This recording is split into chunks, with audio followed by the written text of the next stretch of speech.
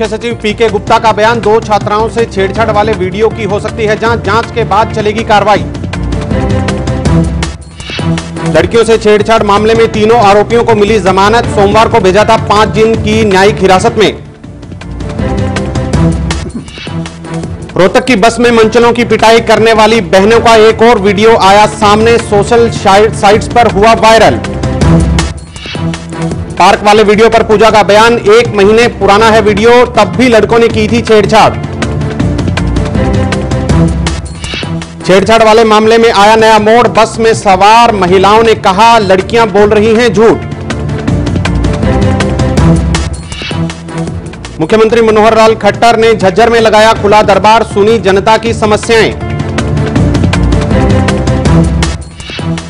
नरवाना के एक परिवार ने लगाया सतलोक आश्रम में बेटे की बलि देने का आरोप, मामले पर हाईकोर्ट में हुई सुनवाई।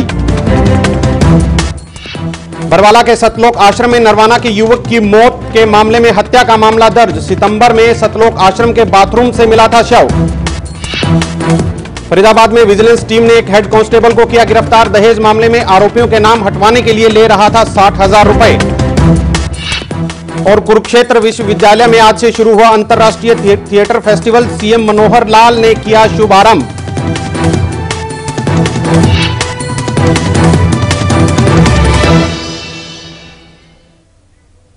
नमस्कार, आप देख रहे हैं A1 तहलका हरियाणा और मैं हूं आपके साथ सूरज भारद्वाज।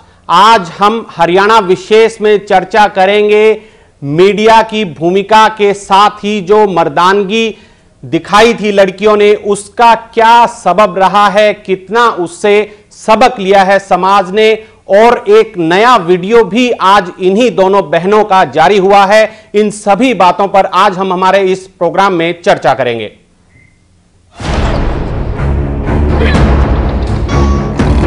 जिस भी लड़के ने मेरे को टीज किया है या फिर आगे करेगा, मेरे को जबरदस्ती मेरे साथ करेगा, तो मैं उसको पीटूंगी और तक मैं उस लड़के को मारती हूँ और मैं हमेशा मारती रहूंगी।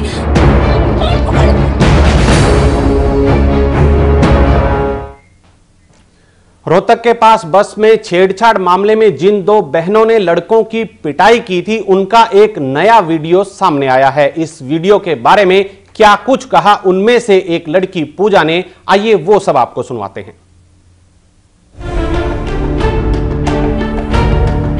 इतवार को बस में छेड़छाड़ को लेकर 2 बहनों की ओर से लड़कों की पिटाई का वीडियो जब सामने आया तो पूरा दिन मीडिया में ये मुद्दा छाया रहा, जिसको लेकर पुलिस ने कार्रवाई की और तीनों आरोपियों को गिरफ्तार कर लिया गया। उसके बाद आज एक और वीडियो उन दोनों बहनों का सोशल साइट्स पर वायरल हुआ, जिसमें वो ही दोनों बहनें पार्क में एक लड़के की पिटाई कर रही हैं। इस वीडियो को लेकर A1 तहलका ने उनमें से एक लड़की पूजा से बात की, तो क्या कुछ कहना था पूजा का, वो आप खुद सुन लीजिए। ये बात इतनी उछल गई है कि ये वीडियो लीक हो गया है, लेकिन मैंने हर लड़के को जिसने भी मुझे टीज किया उसको अंदर से इतना, जब तक मेरे को सेटिस्फेक्शन नहीं हो जाता कि मैंने इसके साथ अपना बदला पूरा कर लिया और इसको एहसास करा दिया इसने गलत किया, तब तक मैं उस लड़के को मारती हूँ और मैं हमेशा मारती रहूंगी।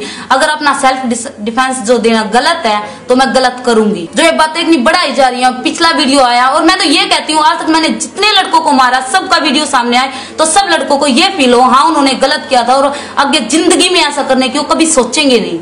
और अगर हर एक लड़की ऐसा करे तो मैं गारंटी के साथ कह सकती हूँ किसी भी लड़के की आगे हिम्मत होगी ही नहीं। वहीं पूजा ने ये भी कहा कि बस में बैठे लोग उनका अब समर्थन देने आते हैं तो अच्छी बात है, लेकिन जिनके सामने ये सब कुछ हुआ उस समय उन्होंने आवाज नहीं उठाई, तो अब क्या उठाएंगे? देखिए मैं तो यही कहूंगी, अगर लोग जुड़ते हैं, अगर उनको अब एहसास होता है कि तब उन्होंने कुछ नहीं कहा, अब वो कुछ कहें तो अच्छी बात है। उन्हें जैसा लग रहा, जैसा ठीक लग रहा वो बयान दे, मैं चाहूंगी, लेकिन मुझे नहीं लग रहा कि लोगों में अब भी इतनी हिम्मत है कि वो सामने आएंगे। अगर इतनी हिम्मत होती, जब 1-2 लड़कियों के साथ इतनी गंदा व्यवहार किया जाता है, इतनी गंदी मेंटेलिटी से उन्हें टच किया जा रहा था, तब वो कुछ नहीं बोले, तो अब वो क्या बोलेंगे और अब वो बोलने के लायक रह भी क्या गए हैं, मैं ये भी पूछना चाहूंगी उनसे। उधर जिन 3 आरोपियों को गिरफ्तार किया गया, उनके गांव के लोगों का कहना है कि लड़के निर्दोष हैं और मामले की निष्पक्षता से जांच होनी चाहिए। इस पर पूजा ने क्या कुछ कहा वो भी आपको सुनाते हैं।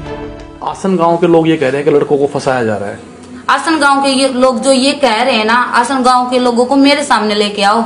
और जो वीडियो है, लड़के तो ये भी बोल रहे हैं कि हमने तो लड़कियों को मारा ही नहीं। वीडियो में साफ साफ दिखाई दे रहा है मेरी सिस्टर का जो गला है वो दबोचा गया है, तब मैंने उसको लात मारी, साफ साफ दिखाई दे रहा है। मेरे को धक्का मार के पिछली सीट की बराबर में फेंक दिया गया।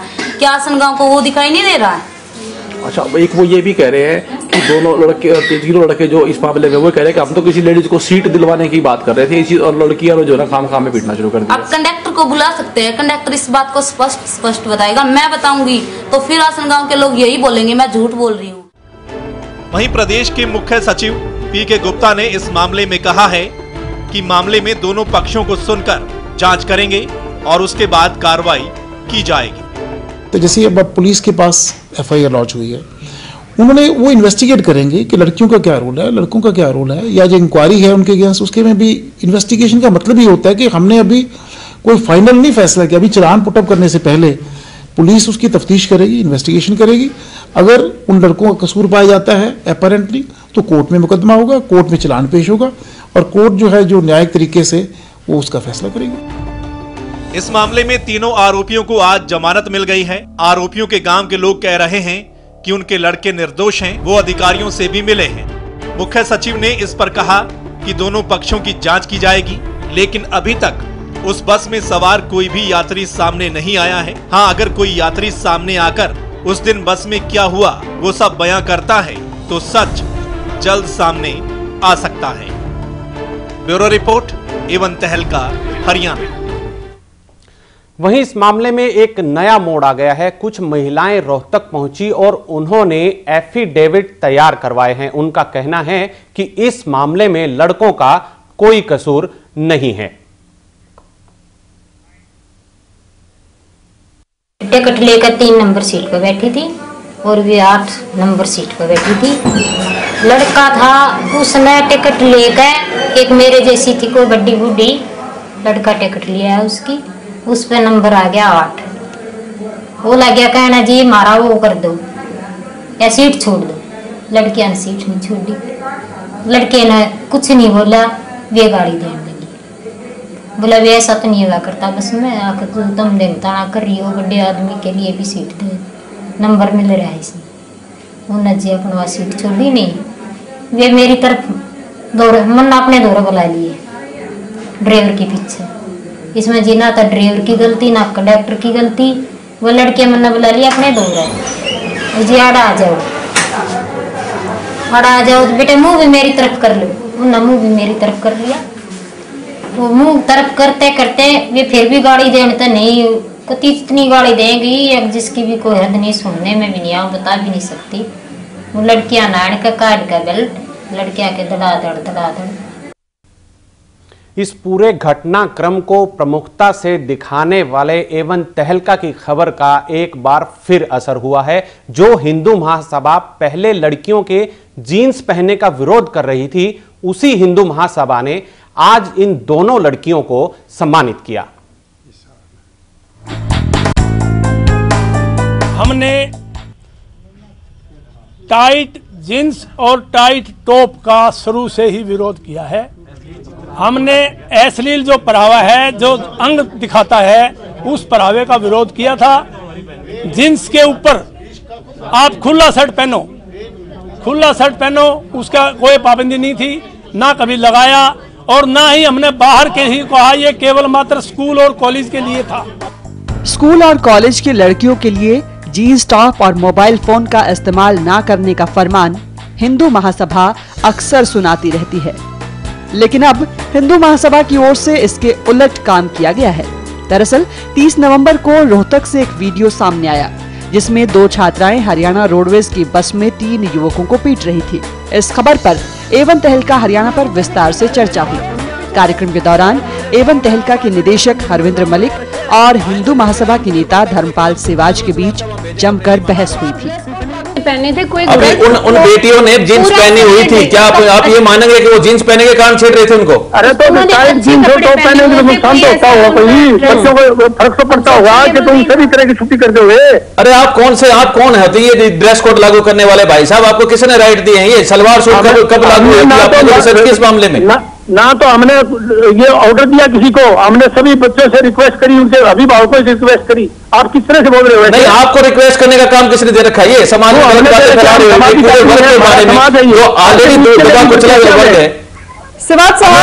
आपसे पूछ के लेनी पड़ती है क्या?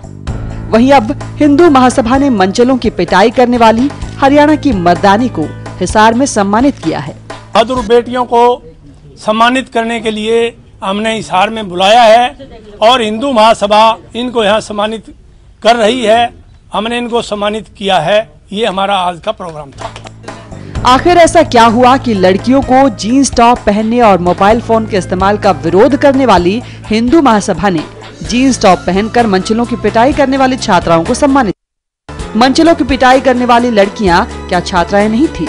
उनके पहनावे की वजह से ही मंचलों को पीटने में वो कामयाब हुई। मोबाइल फोन के इस्तेमाल के कारण ही ये मामला मीडिया और सोशल मीडिया में छाया। इसके बाद जो परिणाम सामने आया है वो आप सबके सामने है। एवन तहलका हरियाणा के लिए हिसार से मुकेश शर्मा की रिपोर्ट। जी, तो जो ये मंचले थे, मर्दानियों ने इनको सबक सिखाया है, लेकिन कितनी बड़ी मिसाल ये आज या आने वाले समय के लिए बन सकती हैं या अभी भी बनी है, इस पर हम अपनी आज की चर्चा करेंगे। हरियाणा विशेष में खास मेहमान हमारे साथ जुड़ चुके हैं। करतार सिंह तोमर जी हैं, रिटायर्ड आईपीएस अधिकारी हैं। तोमर साहब, आपका स्वागत है। शालिनी जी हैं, सामाजिक कार्यकर्ता हैं। शालिनी जी, आपका भी बहुत बहुत स्वागत है। रमनीक मान जी हैं, बीजेपी के नेता हैं। मान साहब, आपका भी इस चर्चा में स्वागत है। और हमारे साथ हरविंदर मलिक जी हैं, निदेशक एवन तहलका हरियाणा के। मलिक साहब, आपका भी बहुत बहुत स्वागत है। आज की जो चर्चा है, सबसे बड़ी बात, एक और नया वीडियो सामने आया है। 2 ऐसे वीडियो आए हैं, सनसनी इन्होंने समाज में फैला दी है, जागरूक किया है, खासतौर पर महिलाओं को ईव टीजिंग से, छेड़खानी से बचने के लिए। लेकिन कितनी बड़ी मिसाल इसको हम कह सकते हैं। सबसे पहले शालिनी जी, आपसे मैं जानना चाहूंगा, ये जो पूरा घटनाक्रम आपने देखा है, पिछले 3 दिन से चल रहा है, क्या समाज के लिए कितना निर्णायक आप इसको मानते हैं? देखिए, सबसे पहली बात तो ये है कि इसमें तो कोई शक है नहीं कि महिलाओं को अपनी सुरक्षा के लिए आज कदम खुद ही उठाने पड़ रहे हैं जी। और ख़ास तौर पे हरियाणा में महिलाओं के प्रति जो दुराव का व्यवहार है वो जग जाहिर है। तो यहाँ पर ये लड़कियों ने जो भी कदम उठाया है, जिसमें उन्होंने खुद अपनी सुरक्षा का बीड़ा खुद उठाना पड़ा, ये लड़कियों की तो हिम्मत की बात है, लेकिन साथ में ये भी सोचने की बात है कि इतनी बड़ी बस में वहाँ पर कोई भी और उनके साथ खड़ा नहीं हुआ। और सबसे ज़्यादा सोचने का विषय तो वो कंडक्टर और ड्राइवर का ही है। उनका सबसे पहला फर्ज ही ये बनता था कि इस तरह का कोई भी जो मसला चल रहा था, तो सबसे पहले उसे कानून की एक समस्या समझ के उन्हें सीधे सीधे पुलिस स्टेशन लेके जाना चाहिए था जी। हम अभी पीछे हम देख चुके हैं कि यहाँ पे निर्भया कांड में भी कितना शोर मचा। उस समय भी लोगों का जो एक व्यवहार था, वो उन लोगों के जो निर्भया केस हुआ था, उसमें वो लड़की के प्रति लोगों का एक ऐसा व्यवहार रहा कि किसी ने भी उनकी मदद नहीं की जी। उसके बाद जिस तरह का सैलाब उमड़ा था, उसके बाद तो हम सोच सकते थे कि कुछ जागरूकता आएगी। इस केस में तो फिर हमें यही दिखाई दे रहा है कि जागरूकता नाम की तो कोई चीज है नहीं जी। और जो महिलाएं हैं, जो लड़कियां हैं, वो अगर घर से बाहर निकल रही हैं, पढ़ने के लिए निकल रही हैं, अपने कामकाज के लिए निकल रही हैं, तो वो किस तरह से ये अनसेफ हैं। विमेन सिक्योरिटी अपने आप में एक इशू है, ये बात तो ठीक है, लेकिन उसके साथ में समाज का जो इनके प्रति इस तरह के जो हालात होते हैं, उनके प्रति जो एकदम से संवेदनहीनता है, वो भी दिखाई दे रही है जी। बिल्कुल, समाज में कोई बहुत ज्यादा फर्क, जैसे आपने बताया, दिल्ली निर्भया कांड के बाद नहीं आया है, लेकिन कानून की अगर बात करें, काफी सख्त कानून बने थे और उनको भी इस मामले में भी 1091 से कोई हेल्पलाइन से कोई हेल्प नहीं मिली। तोमर साहब, आपसे मैं जानना चाहूंगा, 2012 के बाद जब दिल्ली का कांड हुआ था, काफी कानून सख्त हो गया था और हिदायतें भी केंद्र सरकार की तरफ से राज्यों को भी दी गई कि इसका सख्ती से पालन हो। क्या यही सख्ती है कि उन्हें समय पर मदद नहीं मिल पाई? ऐसा है जी, कानून तो पहले भी बहुत सख्त थे। कानून बनाने से कानून की व्यवस्था ठीक नहीं होती, कानून लागू करने से होती है जी। पुलिस जो है बिल्कुल संवेदनहीन है, अपनी ड्यूटी का कर्तव्य का निर्वाह नहीं कर रही है और हमारी बहन बेटियां, इसमें कोई दो राय नहीं, सुरक्षित जब भी पाया जाती हैं, सुरक्षित अपने आप को महसूस नहीं करती है जी। और कल जब मैंने इनका वीडियो देखा तो मुझे नाज हुआ कि सारी दुनिया में आज तक किसी लड़कियों ने इतनी हिम्मत नहीं दिखाई, जहाँ तक मेरी नॉलेज है। जी। और इसका बड़ा भारी प्रभाव पड़ेगा। हर लड़का किसी लड़की को कुछ कहने से पहले सोचेगा कि कहीं तेरा वो परिणाम ना हो जाए जो उन लड़कियों ने किया था। जी। लेकिन सिर्फ इनके पीटने से अगर उन्होंने कुछ रिमार्क्स पास किए हैं, बड़ा देखना तक भी जो है सीरियस गुनाह है जी, तो पुलिस का एक्शन होना चाहिए जी। जितनी बार ये कहती है हमने बहुत पीटे हैं, बहुत वीडियो है, तो वो सारे वीडियो लिए जाने चाहिए जी, और उन वीडियो के आधार पर छानबीन करके सबके खिलाफ एक्शन होना चाहिए ताकि कोई फिर लड़कियों की तरफ आंख उठा के ना देख सके। जी डॉक्टर साहब, रीटा कोहली जी भी हमारे साथ जुड़ चुकी हैं, अधिवक्ता हैं। रीटा जी, आपका भी बहुत बहुत स्वागत है। नमस्कार। मलिक साहब, आपसे मैं एक बात जानना चाहूंगा, जो ये पूरा वाकया हुआ है 2012 के बाद ठंडा पड़ गया था, वो काफी घटनाएं उसके बाद भी हुई हैं, घटनाएं रुकती नहीं है, लेकिन जो हरियाणा में ये पूरी घटना हुई है, आप इसका कितना दूरगामी परिणाम देखते हैं? क्या सबक इसके सरकार, समाज सब ले पाएंगे? देखिए, इससे एक जागरूकता फैलाने में इसने काम किया है। जैसे वो एक शहादत हुई थी उस बच्ची की जो 2012 की आप बात कर रहे हैं जी, उस शहादत ने वो चाहे जिस भी तरह से उसके क्राइम में हुई थी उस लड़की की, लेकिन उसने एक चेतना जगाई थी। वो चेतना प्रशासन की भी थी, शासन की भी थी, मीडिया की भी थी, आम लोगों की भी थी। वो कहीं ना कहीं उसने कुछ हद तक काम किया था कि एटलीस्ट बहुत जल्दी रिपोर्ट करने की कोशिश करते हैं। मीडिया भी सेंसिटिव होता है, पुलिस भी कोशिश करती है इससे पहले कि बहुत बड़ा बवाल बन जाए, आप एक्शन ले लें। तो ऐसे ही इन बच्चियों ने भी जो ये काम किया और जो ये वीडियो आया, क्योंकि इसमें टेक्नोलॉजी का बहुत बड़ा रोल है। ये टेक्नोलॉजी है कि वो रिकॉर्ड करके आपने वो तमाशा हुआ आपके सामने और उससे लोगों की नज़र में ये इशू आया है।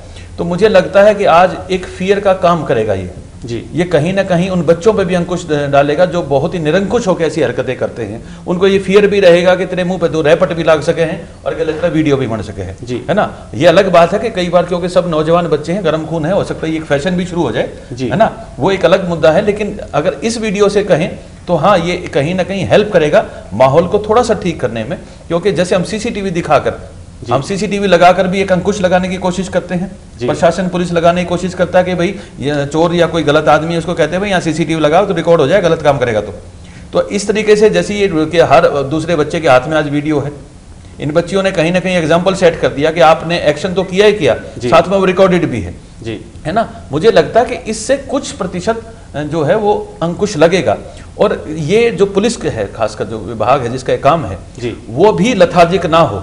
जैसे इस मामले में हो गया था, उन्होंने बहुत जल्दी से एक्शन नहीं लिया जैसा उनको लेना चाहिए था जी, लेकिन क्योंकि ये वीडियो था, वो वीडियो मीडिया में आ गया, हमने अपनी जिम्मेदारी के तहत उसको बार बार दिखाया, तो उससे उन पे भी दबाव पड़ा। अब आगे से उन पे फिर से प्रेशर रहेगा, भाई कदम फिर से तरह कदम फेस ऑफ हो जाए जी, यही मलिक साहब, अभी कुछ ऐसी बातें भी सामने आ रही हैं, चाहे वो सरकार के अधिकारी हों या पुलिस प्रशासन के, वो कहीं ना कहीं ये बात कह रहे हैं कि मीडिया में था इसलिए इतना बवाल हो गया। तो ये कैसी सोच? ये देखिए, कहीं एक अजीब और गरीब सोच ये है कि एक तो हम ना पुरुषों की मेंटेलिटी लिए बैठे और हमें लगता है कि लड़के तो ठीक ही होते हैं, इनका तो ये तो नोटी है, ये तो लीला है, लड़कों का तो हक है ये, है ना। अगर कहीं एक लड़की ने कर भी दिया ऐसा काम, उसमें भी लाख कमियां ढूंढने की कोशिश कर रहे हैं कि ये कहीं जानबूझ के तो नहीं किया था, कहीं ऐसा तो नहीं किया था, है ना। और टेक इट इजी, ये क्या फर्क पड़ गया, 2 बात कही तो दी होंगी। मैं अभी भी कह रहा हूँ कि ये कोई सिर्फ बस की घटना नहीं थी। मैं अभी भी, हमने जो सुनी उस बच्ची की लाइन पहले दिन भी जो उसने बोली थी जी, ये एक कंटिन्यूस ह्यूमिलेशन थी जो कई दिनों से और कई महीनों से चल रही थी, क्योंकि ये बच्चियां रोज जाती हैं पढ़ने उन्हीं रूट्स पे, ये रोज उस ह्यूमिलेशन का शिकार होती हैं। आज कुछ सीनियर महिलाएं खड़ी होकर ये कह रही हैं गवाह बन के कि नहीं, उस दिन तो ऐसा हमारे सहमत ऐसा कुछ नहीं होया था। वो अपनी उस उम्र में जाएं, फिर अपनी उस छेड़छाड़ों को महसूस करें जो जिससे वो गुजरी हैं। आज उनका नजरिया अलग है, आज वे आदरणीय है, माताएं हैं, चाचियां ताइयां हैं, तो आज शायद उनका एक अलग तबका है ना। अब वो फिर से वो लड़कों की तरफ फेवर होकर बात कर रही हैं जी। वो लड़कियां कई दिन से इस प्रोसेस से गुजर रही थी। उसने बोला कि इसने मुझे बस स्टैंड पे कहा था कि तू मेरी गर्लफ्रेंड बन जा जी, है ना। वो प्रोसेस चल रहा था ह्यूमिलेशन का, फिर से उसने कुछ ऐसे ही टोन कहा। और टोन का मतलब ये नहीं होता कि आप बहुत गंदी शारीरिक छेड़छाड़ करेंगे तभी आप बदला लेंगे। अरे गंदी तो आंख भी हो सकती है। अब नए कानून के प्रावधान में ये बनाया गया है कि अगर किसी की आंख के देखने का तरीका ठीक नहीं तो केस उस पर भी हो सकता है जी, स्टेयरिंग पे भी हो सकता है। अब इन महिलाओं को कौन समझाए, इतनी बुजुर्ग महिलाओं को आप किन का डिफेंस ले रही है। तो रही बात, अब क्योंकि मामला कोर्ट में है, हमारे पास इतनी बड़ी मशीनरी है, सिस्टम है, वो दोनों तरीके की बातें सुन लेंगे, दोनों तरीके के निर्णय भी ले लेंगे, है ना। तो मुझे लगता है कि ये मुद्दा आने से ईव टीचिंग के मामले पे, छेड़छाड़ के मामले में कुछ हद तक इन लड़कियों की ये मेहनत, इनका ये जज्बा, इनका ये जो इन्होंने किया, एक्शन लिया, ये कुछ न कुछ तो असर डालेगा। उदाहरण तो इन्होंने जरूर एक एग्जांपल सेट किया कि थारे गले न्यू भी बन सके जी, ये लड़कों को वहम था कि तुम चाहे जो कर लो किसी गले, है ना, कि तुम तो एक निरंकुश हो, उस पे अंकुश लगाने का काम करे हिंसोरिया ने। झिझक की वजह से वो चुप रहती हैं, ऐसे सैकड़ों मामले होते हैं। रमणीक मान जी, आपसे जानना चाहेंगे, आपकी तो सरकार ने भी जब घोषणा पत्र किया था, वायदा किया था, और खासतौर पर महिला लड़कियों की, स्कूल जाने वाली, कॉलेज जाने वाली लड़कियों की सुरक्षा की बात की थी, और ये कहा था कि बस देंगे और सुरक्षा गार्ड युक्त बस देंगे, रोडवेज की बस में भी गार्ड देंगे जी। तो इस घटना के बाद आपको लगता है कि सरकार कोई ऐसा जल्दी कोई कदम उठाएगी, या देर से ही सही कदम उठाएगी? नहीं, ये जो आपने बताया है, एक तो महिला स्पेशल बसों के लिए विशेष तौर पे जो स्कूल कॉलेज के रूट पे चलने वाली बसें हैं जी, जो सुबह और शाम के टाइम है, वो विचाराधीन है, और कुछ बसें शुरू हो गई हैं और आगे बसें और जल्दी चलने की अपेक्षा है।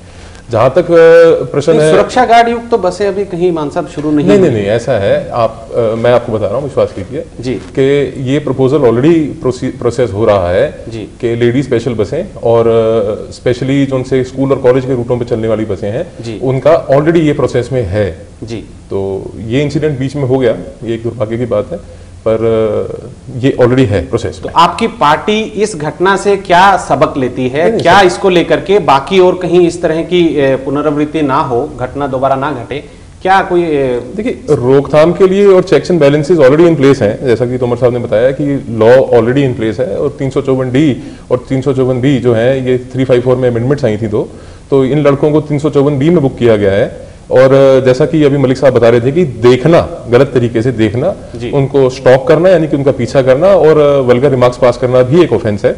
तो हाथ लगाना तो खैर बहुत दूर की बात है, ये तो निश्चित रूप से गलत है, और लड़कियों ने, इन्होंने मर्दानगी की तरह और वीरांगनाओं की तरह उन्होंने लड़ाई करी है लड़कों से और अपनी बात आगे रखी है। जी, रीटा कोहली जी, आपसे जानना चाहेंगे, कानून की आप जानकार हैं, जो इस पूरे मामले में अगर देखें, सबसे पहला कदम जो सरकार की तरफ से बताया गया है, कानून ने हक दिया है, 1091 पे डायल करो, आपको तुरंत सहायता मिलेगी, लेकिन कोई उनको सहायता नहीं मिली। तो ऐसे में फिर कानून का क्या वो सहारा ले सकती है? उन्होंने तो खुद ही फिर अपना इंसाफ वहीं पर मौके पर ही किया। नहीं, देखिए 1091 की जो आप बात कर रहे हैं, वो कानून नहीं, वो सरकार ने एक उनके लिए अवेलेबल करी है एक सर्विस, सहायता, कानूनी सहायता के लिए, कानूनी सहायता के लिए। पर इसमें कानून से कहीं पहले हमारे जो समाज है उसकी जिम्मेदारी इस, कम से कम इस मुद्दे में तो सबसे पहले आती है। जो लोग वहां आसपास बैठे हैं, मेरे से पहले मेरे भाइयों ने बहुत अच्छी बात करी कि ये एक मुद्दा सिर्फ एक लड़की का और उस दिन की छेड़छाड़ का नहीं है। मानसिकता तो हमें यहाँ तक बदलने की जरूरत है कि शायद आज आप अपने साथ या आपका मीडिया उन्हीं घरों में जिनके लड़कों ने ये किया है, उनकी औरतों से पूछें कि अगर आपकी बेटी के साथ किसी ने किया होता तो आप क्या करते। बहुत अच्छा होता है, आसान होता है किसी के डिफेंस में लड़कों के लिए आज खड़े हो जाना, क्योंकि वो एक मानसिकता बनी हुई है।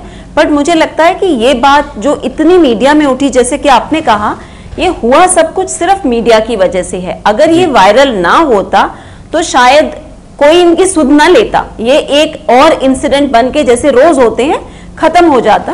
लेकिन रीटा जी, इसमें एक बात ये भी आती है, जो पूरा मामला है, इससे हम सबक की बात कर रहे हैं, मलिक साहब ने भी बताया कि इससे फर्क पड़ेगा, लेकिन इसका एक ये एस्पेक्ट भी है कि जो लड़कियां, जो महिलाएं ने पूरी घटना देखी है, उन्हें यह भी पता है कि जब तुरंत पुलिस को वो सहायता के लिए कॉल करेंगे तो उनको बहुत ज्यादा उम्मीद नहीं है, और हर कोई लड़की इतना साहस शायद ना जुटा पाए। फोन तो जरूर कर सकती है वो, लेकिन पहले कदम में उनको कोई सहायता नहीं मिली, तो ये कहीं ना कहीं उनके लिए निराशाजनक नहीं रहेगी ये बात? नहीं, ये आपकी बात बिल्कुल सही है और मैं इसके साथ 100% सहमत हूँ। जबकि इस प्रोफेशन में होके हम रोज पुलिस वालों से बात करते हैं, हमें उनकी सेंसिटिविटी का लेवल बहुत अच्छे से हम वाकिफ हैं। कोई लड़की इसीलिए फोन नहीं करती क्योंकि वहां से कोई मिलने की उम्मीद रखनी ही नहीं चाहिए। आई थिंक इसके लिए जो सरकार को आज की तारीख में करना चाहिए वो ये एक सेंसिटिव सेपरेट फोर्स खड़ी करो। जो आप कहते हो कि आप कॉलेजेस के बाहर हो या स्कूलों के बाहर, अगर यही वर्दी वाले, खाकी वर्दी को आपने खड़ा करना है तो प्लीज मत कीजिए। उसके लिए चाहे सिविल ड्रेस में हो, बट लोग एक सेंसिटिव हार्ट के हों, लेडीज भी हों, जेंट्स भी हों, पर वो एक सेंसिटिव तो हो उस मुद्दे पे। हमारी पुलिस फोर्स, आज की पुलिस फोर्स जो उनकी ट्रेनिंग है और जो हमारे पुलिस रूल्स हैं, उसके हिसाब से मैं कहूंगी कि एब्सोल्युटली कंप्लीटली इनकेपेबल है। वो सक्षम ही नहीं है इस चीज को परसीव करने के लिए एक, और उसकी सेंसिटिविटी टच करने के लिए, जब तक कि उस इंसान, उस पुलिस वाले की किसी अपनी बेटी के साथ ऐसा ना हो। हमारे में वो अभी तक संवेदनाशीलता आई ही नहीं है। जी तोमर साहब, पुलिस पर सवाल उठ रहे हैं, संवेदना नहीं है, संवेदना उनके अंदर मर चुकी है और यही वजह है कि उनके पास जाने से आम आदमी तो छोड़िए, जो बच्चियां हैं वो भी अपनी शिकायत नहीं दर्ज करवा पाती हैं और समाज का डर तो है ही, लेकिन साथ ही पुलिस का भी उनको डर रहता है। ऐसी क्यों छवि बनी हुई है? मैं वकील साहब के विचारों से पूर्ण रूप से सहमत हूँ जी, कि पुलिस की ना ट्रेनिंग है, ना उनकी कोई सोच बदली है, ना कोई इस साइड में उन्होंने प्रयास किया है जी। और जहाँ तक ये कहना है कि बसों में एक जो है सिपाही लगा दिया जाएगा, ये संभव नहीं है। पुलिस के तो भय से राज चलता है, कानून का तो सबको पता है कि भाई मर्डर करोगे तो फांसी भी लग सकती है, फिर भी मर्डर होते हैं जी। तो पुलिस ही अगर भय हो पुलिस का बदमाशों के, मैं भिवानी का किस्सा बताता हूँ। वहाँ कोई बहन बेटी ना तो बस में जा सकती थी, ना रेल में, ना बाजार में। एक दिन का एक्शन लिया था स्टूडेंट्स के खिलाफ और आज वहाँ पूछा जा सकता है कि उस एक्शन का क्या रिजल्ट हुआ था जी। तो ये तो पुलिस को एक सख्त एक डेटरेंट जैसे इन बच्चियों ने किया है, इसी से बहुत ज़्यादा फर्क पड़ेगा। हिम्मत नहीं होगी, ये मन चले जो निकलने नहीं देते बहन बेटियों को बाहर, तो इससे ही बहुत फर्क पड़ेगा। जी शालिनी जी, आपको क्या लगता है ये जो बात कह रहे हैं, पुलिस को तो कहीं ना कहीं यही बात सामने आ रही है कि इतनी ज़्यादा उम्मीद नहीं की जानी चाहिए। जो उनकी छवि है, जो उनका टाइम होता है, उनको रिपोर्ट की जाती है, उनको फ़ोन किया जाता है, जितनी देर में वो आते हैं, तो क्या फिर यही माना जाए कि खुद ही लड़कियों को, महिलाओं को खुद ही इतना मजबूत होना पड़ेगा कि वो बेल्ट निकालें, चप्पल निकालें, या अगर उनके पास उस वक्त मोबाइल फ़ोन है तो वो इसी तरह से लड़ें? देखिए, अगर ये स्थिति आ गई है तो हमें ये सच में सोचना चाहिए कि हम किस तरह के हिंदुस्तान की कल्पना कर रहे हैं। ऐसे हिंदुस्तान की कल्पना कर रहे हैं जहाँ पे हम एक आम नागरिक को वायलेंस के लिए मजबूर होना पड़ेगा। जो पुलिस का काम है वो लॉ एनफोर्समेंट का काम है, लेकिन पुलिस आज कर क्या रही है? कहीं पे भी आप देखिए, पुलिस को वहां पे खड़ा किया जाता है एक डर पैदा करने के लिए, सिर्फ डर पैदा करने के लिए। कहीं पे भी कानून का पालन हो, इसके लिए पुलिस कहाँ खड़ी की गई है? और ये हम देख रहे हैं कि ये एक घटना नहीं है जो वो वहां नहीं, उनके पुलिस वालों के पास वो नहीं जा पाई या उनको वहां से मदद नहीं मिल पाई। ये वहां पे बस की बात कर रहे हैं। मैं आपको ये चैलेंज करके कहती हूँ कि आप यहाँ पंचकुला में शाम को किसी भी मार्केट प्लेस में चले जाएं और वहां जाके आप हालत देखें, खास तौर पे उन जगहों पे जहां पे कोचिंग सेंटर सबसे ज्यादा हैं जी। आप वहां जाके देखें वहां हालत क्या हो रही है। माँ बाप को मजबूर होके आधा किलोमीटर अगर उनका घर है तो भी उनको अपनी बच्ची को लेके आना पड़ता है, एस्कॉर्ट करना पड़ता है। ये पंचकुला की बात मैं बता रही हूँ जी। बिल्कुल, काफी पढ़ी लिखी जनता यहाँ पर है। और ये मुद्दा ये है कि वहां पे अगर पुलिस की वहां पे पेट्रोल वैन खड़ी हुई है, पेट्रोल, और ये मेरे सामने एक बार हुआ था। मैं अपने ऑफिस से निकली, मेरे साथ कुछ लड़कियां थी और पास से कुछ लड़के निकले। उनमें से एक लड़के ने बहुत बुरी तरह से छेड़खानी करी। मैंने उसी समय 100 नंबर लगाया। वो लड़के वहां मेरे सामने ढीठ बन के खड़े रहे जी। कहते और मेरे सामने वो फोन करके बता रहे हैं कि मैं अभी उससे बात कर रहा हूँ, मैं फलां पता नहीं कौन से एक उसका, मैंने तो ध्यान नहीं दिया, लेकिन वो कि मैं उसका वो कोई कार्यकर्ता हूँ और वो वहां पे पुलिस वाले को बुलाया। जब वो पुलिस की वैन आई, ये मैं एमडीसी की बात कर रही हूँ, आईटी पार्क के पास जो सड़क आती है आपकी जी जी, उस सड़क पे। फिर मैंने वहां पे उन्हें बोला, मैंने कहा जब आपको पता है उन दिनों में ये आपका अंडरपास बन रहा था जी, तो वहां पे मैंने उनको बोला, मैंने कहा जब आपको पता है कि यहाँ पे ये हालात होती है तो आप कहते क्यों नहीं है? इतने में एक व्यक्ति आया वहां से, उसने आके मुझे कहा कि ये लड़के जो हैं ये इसी जगह के रहने वाले हैं जी। तो मैंने कहा अगर वो रहने वाले हैं तो अपने घर में रहे, ये सड़क के ऊपर उनकी दादागिरी क्यों चल रही है जी? और ये सिर्फ इसलिए चल रही है, मैं कुछ कहना चाहूंगी, बिल्कुल भी नहीं, बिल्कुल सेंसिटिव रही है जी। एक टिप्पणी मलिक साहब के लेते हैं। मलिक साहब, ये जो सारी बातें आ रही हैं चलता है, खुद लड़कियां भी सोचती हैं कि कोई बात नहीं, मन मसोस के रह जाती हैं, किसी भी वजह से वो नहीं कर पाती हैं, तो ये चलता है कि मानसिकता की उन्होंने इसको अपना भाग्य मान लिया है या रूटीन इसको मान लिया है, तो इसके लिए क्या आपको लगता है? क्या वो उनकी मजबूरी है, मैं मानता हूं लड़कियों ने, क्योंकि अगर लड़कियां इस पे ज्यादा रिवोल्ट करेंगी, घर में बार बार शिकायत करेंगी कि हमारे साथ ऐसा होता है, तो हमारे घरों का माहौल ऐसा है कि हम बेटी को ही ये कह देते हैं कि बेटा फिर रहने दे, तो ट्यूशन जाने की रहने दे, है ना, क्योंकि हम बैकफुट पे रहते हैं, हम अपने बच्चियों को दोषी मान के कह देते रहने दो। तो बच्चियां इस मामले में सहती हैं कि कहीं मेरे इस घर से बाहर जाने पे भी, मेरे इस दहलीज का पार करने पे भी अंकुश ना लग जाए जी, है ना, वो इस फियर में करती हैं, अदरवाइज कोई नहीं सहता गलत बात को। और रही बात जैसे पुलिस की है जी, पुलिस की काउंसलिंग नहीं हो रही इस मामले में, पुलिस की ट्रेनिंग में परेड तो सिखा दी, हो सकता है 2-4 गोली चलानी सिखाती होंगी, आड़ी तिरछी जैसी भी सिखाते हैं जी, है ना, लेकिन कोई ऐसी ट्रेनिंग ही नहीं कर रहा है इनकी कि महिलाओं से के प्रति आपकी सेंसिटिविटी क्या होनी चाहिए। ये सिर्फ मैं आपको बताऊं, जो ये लड़का छेड़ रहा है जी, इस गांव के बहुत ज्यादा पुलिस ऑफिसर है। ये बड़ा प्रोग्रेसिव विलेज रहा है एक जमाने में, ये बड़ा प्रोग्रेसिव रहे हैं, यहाँ से आर्मी अफसर भी हैं, पुलिस अफसर भी हैं जी, लेकिन इनकी काउंसलिंग ऐसी नहीं हुई है। डीजीपी था राम के हाँ, ये तो, लेकिन इनके साथ फर्क क्या है कि जैसे आप कह रहे हैं भी पुलिस ने समय पर एक्ट नहीं किया जी, अरे फर्क ये है कि वो दोनों एक ढाल के हैं, सिर्फ वे वर्दी पहन रहे हैं, एक ही घर से गए हैं, छेड़ने वाले भी उसी घर के हैं, वो वर्दी पहनने वाले भी उसी घर के हैं जी। उनकी मानसिकता है कि जैसी महिलाओं के प्रति, आप थाने में जाओ, ये महिलाएं बता सकती हैं, जब थाने में जाती है तो उनका नजरिया कैसा होता है, उनकी टोन कैसी होती है जी। तो जैसे दिल्ली पुलिस को, क्योंकि दिल्ली पुलिस में भी हमारे गांव देहात के लोग बहुत थे, बहुत समय लगा धीरे धीरे उनके महिलाओं के प्रति बात करने का तरीका सिखाने में, लोगों से पेश आने का तरीका सिखाने में। मुझे नहीं लगता कि हरियाणा पुलिस ने इस मामले में कोई कोशिश की है। बिल्कुल जी, हरियाणा पुलिस में, उसकी मधुबन ट्रेनिंग में या कहीं भी ट्रेनिंग में बहुत बड़े कैंप लगाने की जरूरत है, बहुत बार बार सिखाने समझाने की जरूरत है कि आपका आम जनता के प्रति, विशेषकर महिलाओं के प्रति और उसमें भी बेटियों के प्रति आपका नजरिया क्या होना चाहिए, किस ढंग से उनकी बातों को, उनकी सेंसिटिविटी को समझना चाहिए। ये तो ये मानते जब तक एक्सट्रीम फिजिकल मोलेशन ना हो जाए जब तक तो के क्राइम हो गया, कह दिया करें हैं जी। बिल्कुल, और वो भी तब होता है जब मीडिया में वो बात उछलती है, तब जाकर के इन्हें मजबूरन उस केस को पैरवी करनी पड़ती है।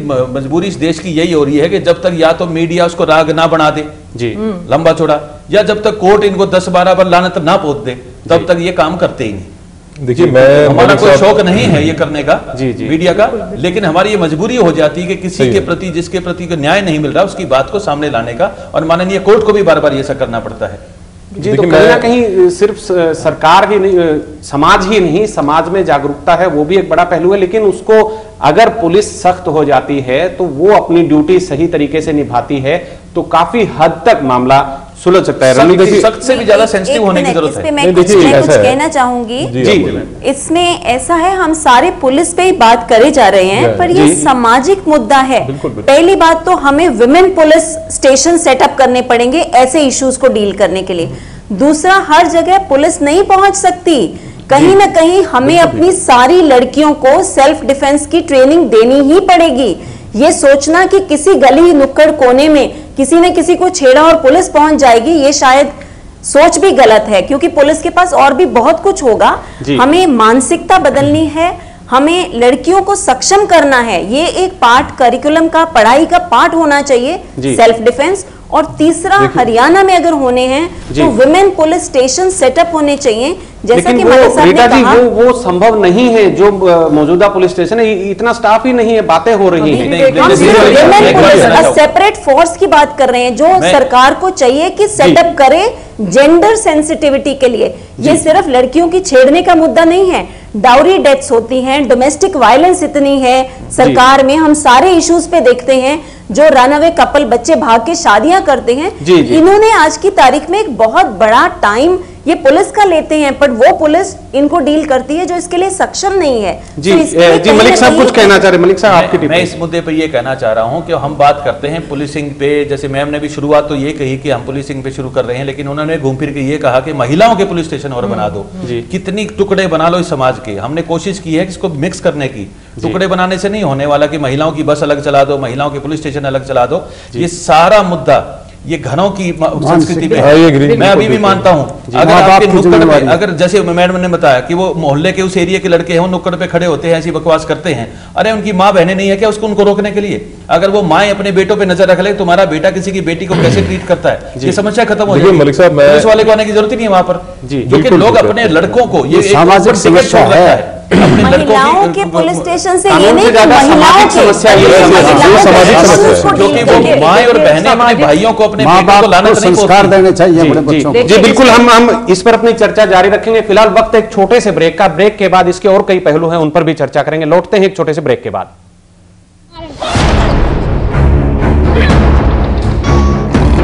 जिस भी लड़के ने मेरे को टीज किया है या फिर आगे करेगा, मेरे को जबरदस्ती मेरे साथ करेगा, तो मैं उसको पीटूंगी और तक मैं उस लड़के को मारती हूँ और मैं हमेशा मारती रहूंगी।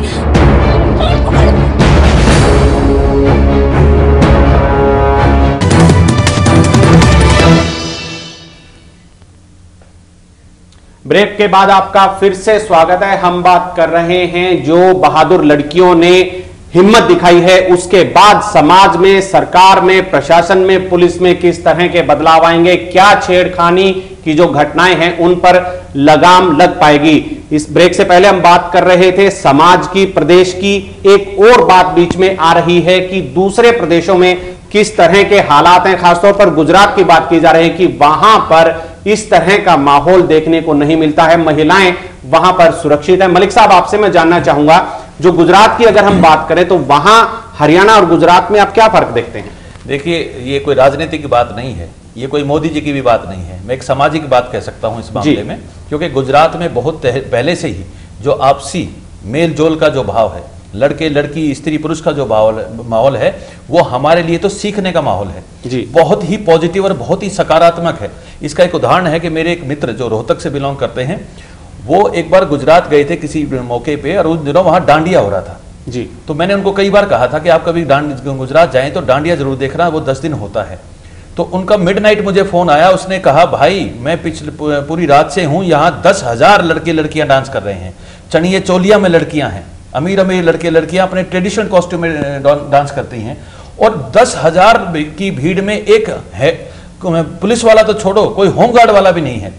तो मुझे ऐसा लग रहा है कि मैं तो किसी जानवरों के बीच में रहता हूं। इंसान तो ये है कि जहां आपका एक ऐसी इतनी प्यारी सभ्यता है कि लोग सेलिब्रेट कर रहे हैं, लोग नृत्य कर रहे हैं, तो उस नृत्य में पुलिसिंग की जरूरत ही क्या है? क्योंकि लोग आपस में पॉजिटिव हैं जी, लोग आपस में उन बेहुदा घटनाओं में नहीं जाते हैं। ऐसी छेड़छाड़ की घटनाएं होती होंगी, अपवाद हर जगह हो सकते हैं जी, लेकिन बहुत कम होती हैं हरियाणा के।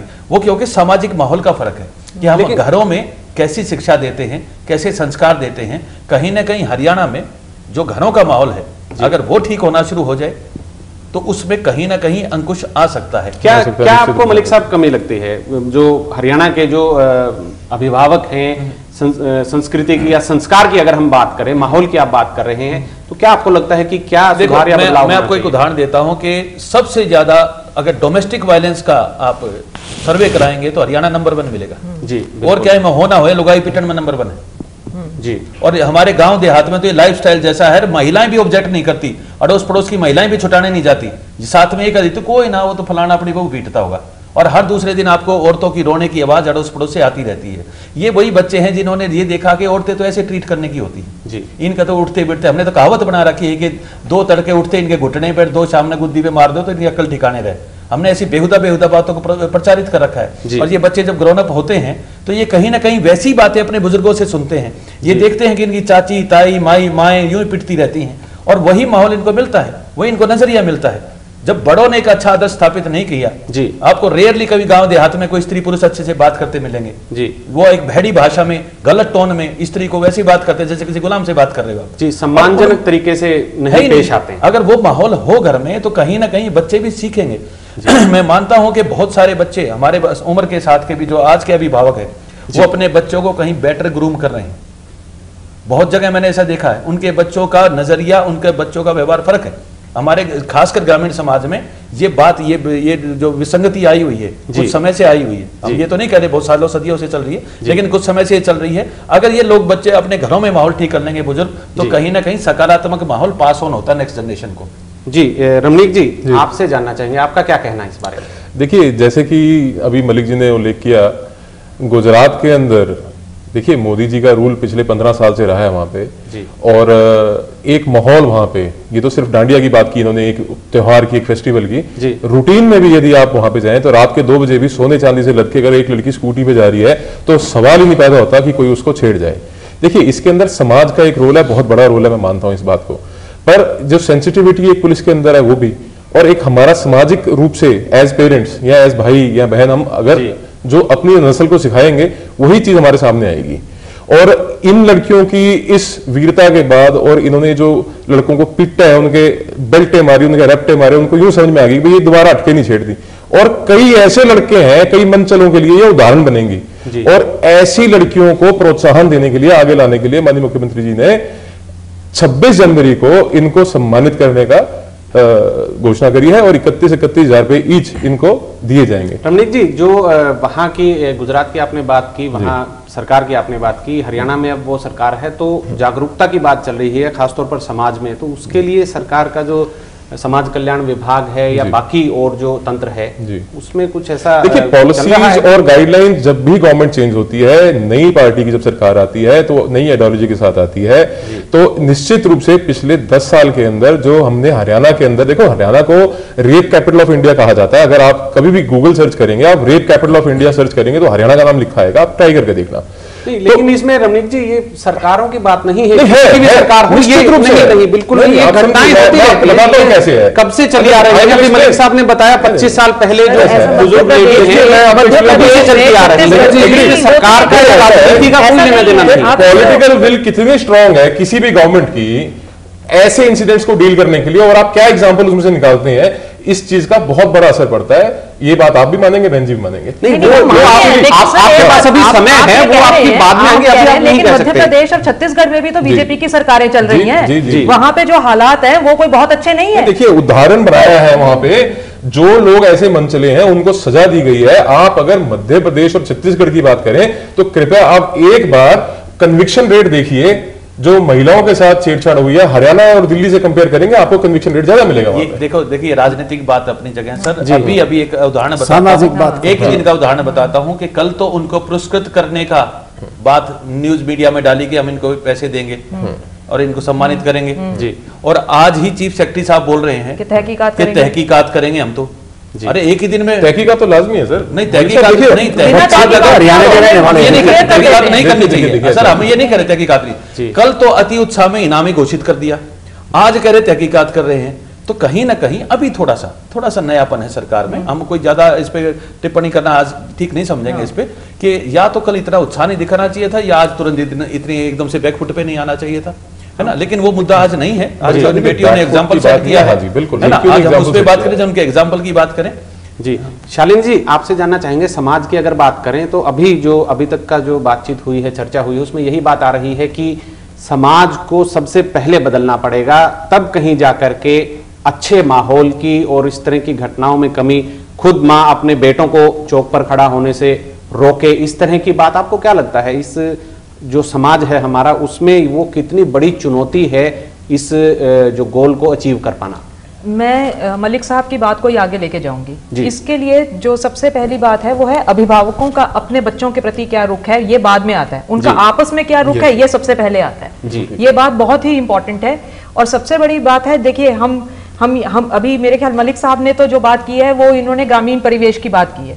मैं आपसे ये दावे के साथ कह सकती हूँ कि शहरों में भी हालात कुछ ज्यादा अच्छे नहीं है। हरियाणा तो सारा शहर भी वो ग्रामीण परिवेश का ही एक ही जैसा चलता है, और इसमें शक्ल में फर्क हो सकता है, लोग एक ही जैसे। बिल्कुल। और इसमें जो अब मान साहब साथ बैठे हैं, हम आपसे ये गुजारिश करेंगे कि आप जब अपने जो ये जो ग्रूमिंग है, ये एसेंशियली शुरू होती है स्कूलों से।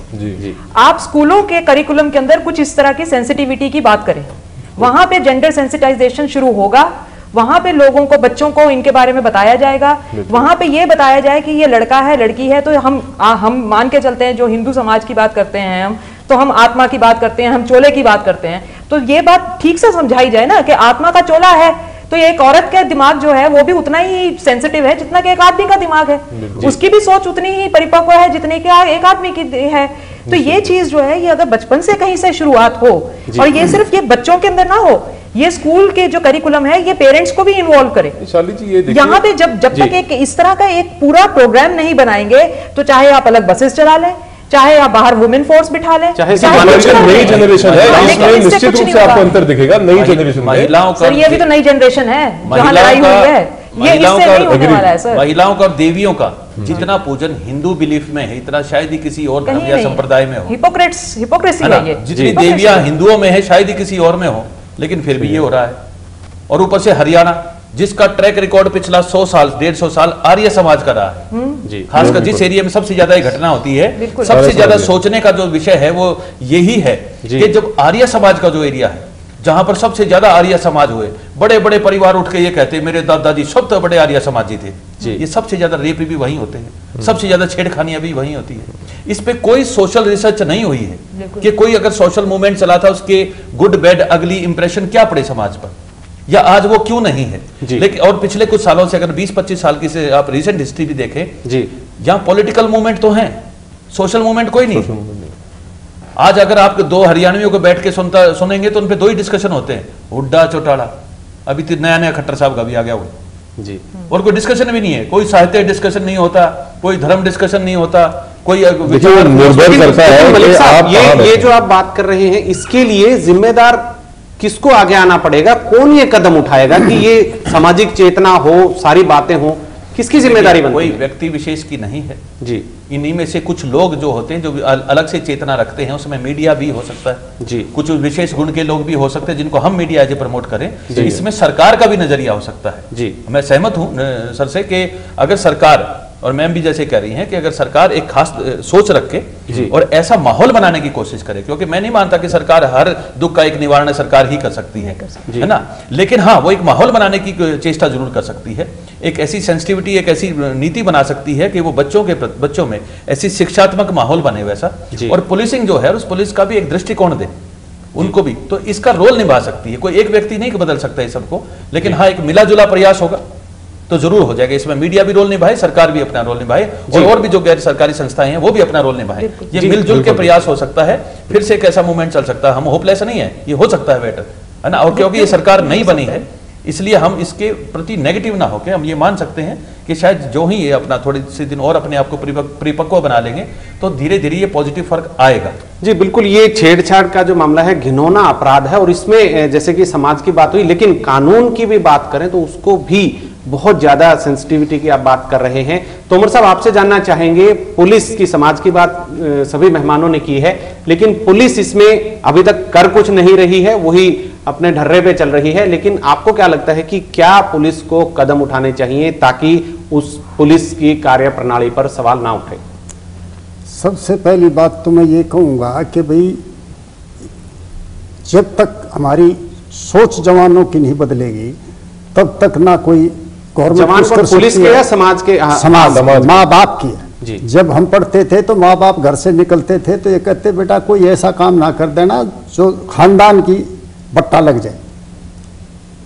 ये सोच कर किसी लड़की से बात करनी है कि तेरी बहन के साथ कोई कैसा व्यवहार करे वैसा व्यवहार तो दूसरी लड़कियों के साथ करे। जी बिल्कुल, और वो संस्कार नहीं रहे, वो कुनबे नहीं रहे, सब सेपरेशन हो गई है। फिर आज ये टेक्नोलॉजी आ गई है, व्हाट्सएप आ गए हैं, सारा इसके ऊपर सीधे मैसेज भेजे जा रहे हैं, लड़के लड़कियां बात कर रहे हैं। ये सारी जो है उत्तेजना पैदा करने का साधन बनते जा रहे हैं जी। तो पुलिस इसके अंदर क्या रोल करे? नहीं तो मतलब ये गलत बात है। देखिए टेक्नोलॉजी और सोसाइटी अलग अलग चलते हैं, ऐसा नहीं कि टेक्नोलॉजी एडवांस हो रही है तो सोसाइटी की वजह से ही आज ये मामला सबके सामने आ रहा है। जोड़ भी रही है, बिछड़ों को जो एक गीत बना था, बिछड़ों को जो खूब मिला दे, अम्बे है मेरी माँ। मैं तो कहता हूँ ये टेक्नोलॉजी है, चाहे व्हाट्सएप है, फेसबुक है, ये बिछड़ों को मिला रही है। तो गलत हो सकता है, इनके बैचमेट है दुनिया में कहीं जुड़े हुए, अम्बे माता के साथ कंपेयर करना मेरा ख्याल ठीक नहीं होगा। ठीक है, हो सकता है मैं गलत दिमाग से बताया, लेकिन मैं बता रहा हूं कि भाई पुलिस इसके अंदर क्या कर सकती है। जी पुलिस का तो सबसे बड़ा तो ये है कि भाई आप देखिए, मैं 6 सेक्टर में रहता हूं, वहां गवर्नमेंट का स्कूल है, 3 मोटरसाइकिलों पर 2-2, 3-3 लड़के वहां गेट, मेन गेट पर खड़े रहते हैं 24 घंटे। और कभी आज कोई लड़की वहां से बगैर छेड़े छाड़े नहीं निकल सकती। किसी पुलिस वाले ने आज तक उधर तक जाकर देखा तक। इसके संबंध में अगर मैं कुछ कहूँ, आप उसको राजनीतिक रंग देने का प्रयास करेंगे, पर स्वयंसेवक संघ RSS की जो शाखाएं लगती हैं, मेरा ख्याल है कि नई उम्र के लड़के जो हैं उनको एक बार शाखा लगानी चाहिए। उसमें सिखाया जाता है कि सब लड़के लड़कियां आपस में भाई बहन हैं। सामाजिक चेतना की बात आ गई है, लेकिन कानून की बात हम रमनीक जी कर रहे हैं। जैसा कि खुद एक रिटायर्ड IPS अधिकारी हैं तोमर साहब, वो खुद इस बात को स्वीकार कर रहे हैं। ये भी अच्छी बात है, अपने महकमे की वो पक्ष नहीं ले रहे हैं, साफ गोई से बता रहे हैं। लेकिन इसमें मलिक साहब एक छोटा सा आपसे एक जवाब चाहूंगा इसके। एक मिनट और मैं कर जी तोमर साहब, अभी एक लड़की से बलात्कार हुआ था, नाबालिग लड़की थी जी। और एक वो सब इंस्पेक्टर जिसके पास जो था वो केस था जी, उसको पत्रकारों ने, TV वालों ने उससे सवाल पूछा तो वो हंसती हुई मुस्कुराती हुई जान लगी। यानी उसको ये जरा दर्द नहीं, उसने कहना चाहिए बड़ी बच्ची की जो हालत खराब है उसका मेडिकल हो रहा है, हम उसके खिलाफ सख्त एक्शन लेंगे, उसको पकड़ेंगे। समाज में कोई विश्वास पैदा करे, वो हंसते जा रही है और जाके उसमें बैठ जाती है। तो संवेदनहीन है पुलिस, में सिर्फ ये बता रहा हूँ मैं जी। इस मामले में सहमत है हम, चाहे बूढ़ों के साथ हो, बूढ़ों पर जुल्म होने लग रहे हैं जी। पुलिस को कोई चिंता नहीं है, बल्कि मदद करती है लड़कों की, क्योंकि लड़कों के पास पैसे हैं, बूढ़ों के पास पैसे नहीं है देने। जी, एक आखिरी सवाल हम ले लेते हैं, वक्त बहुत कम है। रीटा कोहली जी, आपसे जानना चाहेंगे, कानून, सारी समाज की बात हो गई है, पुलिस की बात हो गई है, कानून क्या जो बनाया गया है आप मानते हैं कि पर्याप्त है, सिर्फ उसकी इंप्लीमेंटेशन की ही जरूरत है, या कानून में भी कोई और सुधार की जरूरत है? कानून तो हमने बहुत बना लिए और बहुत बड़े डेटरेंस के बहुत सख्त कानून बना लिए। इन मुद्दों पे तो बाकी इश्यूज की, पुलिस से भी पहले समाज की, और समाज से पहले घर की, स्कूल की, जितना हम, जब हमने कहा कि विमेन पुलिस स्टेशन का मतलब ये नहीं कि विमेन को अलग कर दो, विमेन सेंसिटिव इश्यूज से, आफ्टर ऑल वो आपके देश की आधी आबादी हैं, उनके इश्यूज को डील करने के लिए हमारे पास कोई फोर्स नहीं है। हमारे पास चोरी, डकैती, मर्डर सबके लिए फोर्स है, वो फटाफट चले जाएंगे, बट ऐसे इश्यूज में सेंसिटिविटी जगाने की जरूरत है। और वो जेंडर सेंसिटाइजेशन तब आएगी जब आप उनको मिलने देंगे, ना कि आप कहें कि लड़कियां अलग करो, लड़के अलग करो। जैसे कि मालिक साहब ने बहुत अच्छा गुजरात का एग्जाम्पल देके यही कहा, वहां क्यों है ऐसा, क्योंकि सब लोग आपस में मिलते हैं। तो कहीं ना कहीं हरियाणा की मानसिकता बदलने की जरूरत है। जितना वो बच्चे ज्यादा मिलेंगे, इकट्ठे रहेंगे, दोस्त बनेंगे, ये मुद्दे कम होंगे, और ये हर घर से शुरुआत होनी है। जी बिल्कुल बिल्कुल रीटा जी, कोई किसी भी चमत्कार के इंतजार में जनता ना रहे, और सबसे पहले अपने घर से इसकी शुरुआत करनी पड़ेगी, फिर जाकर के इसके नतीजे भी आएंगे और जल्दी से आएंगे। फिलहाल आज की चर्चा में इतना ही। सभी मेहमानों का बहुत बहुत शुक्रिया अपने विचार हमारे साथ साझा करने के लिए। हरियाणा विशेष में आज इतना ही। बाकी की ताजा तरीन खबरों के लिए आप देखते रहिए A1 तहलका हरियाणा। नमस्कार।